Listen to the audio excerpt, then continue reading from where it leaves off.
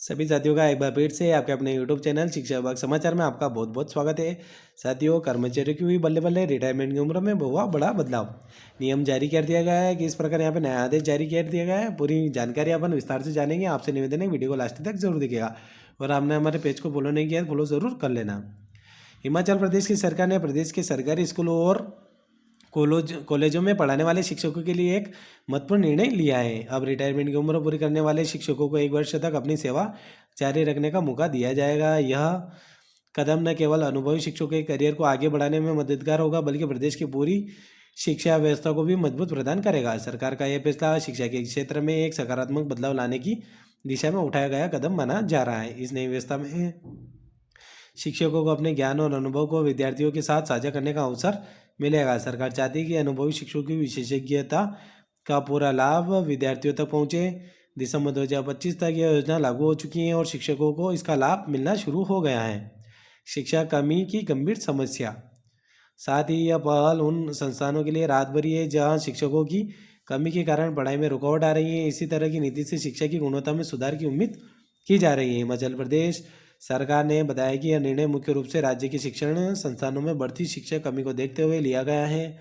पिछले कुछ वर्षों में बड़ी संख्या में शिक्षक सेवानिवृत्त हुए हैं, जिसकी वजह से कई स्कूलों और कॉलेजों में शिक्षकों की संख्या काफ़ी कम हो गई है। इस कमी का सीधा असर विद्यार्थियों की पढ़ाई पर पड़ रहा था और कई विषयों में पढ़ाई ठीक से नहीं हो पा रही थी। नई नीति लागू होने के बाद शिक्षक सत्र के बीच में रिटायर नहीं होंगे और पढ़ाई कम निरंतर चलता रहेगा। दिसंबर 2025 तक कई संस्थानों में इससे राहत मिली है।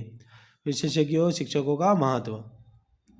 यह व्यवस्था खासतौर पर उन संस्थानों के लिए फायदेमंद है जहां किसी खास विषय के विशेषज्ञ शिक्षक कम है। अनुभवी शिक्षकों की मौजूदगी से न केवल विद्यार्थियों को बेहतर शिक्षा मिलेगी, बल्कि नए शिक्षकों को भी उनसे सीखने का अवसर मिलेगा। इसी तरह शिक्षा व्यवस्था में स्थिरता बनी रहेगी।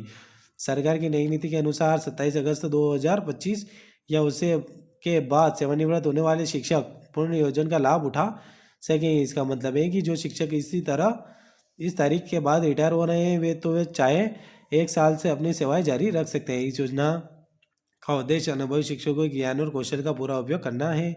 जिन शिक्षकों ने अपने पूरे करियर में विद्यार्थियों को पढ़ाया है, उनका अनुभव बेहद कीमती है। दिसंबर 2025 तक सैकड़ों शिक्षकों ने इस योजना के लिए आवेदन किया है। अनुभव और नवीनता का संतुलन।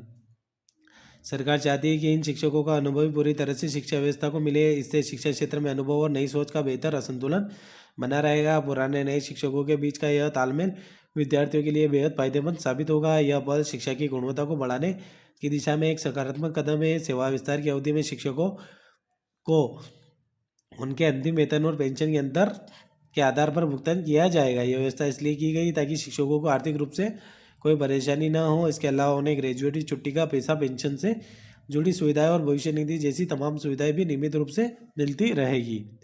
यह सभी भुगतान सेवा विस्तार की अवधि पूरी होने के बाद दिए जाएंगे। दिसंबर 2025 तक यह व्यवस्था पूरी तरह लागू हो जाएगी।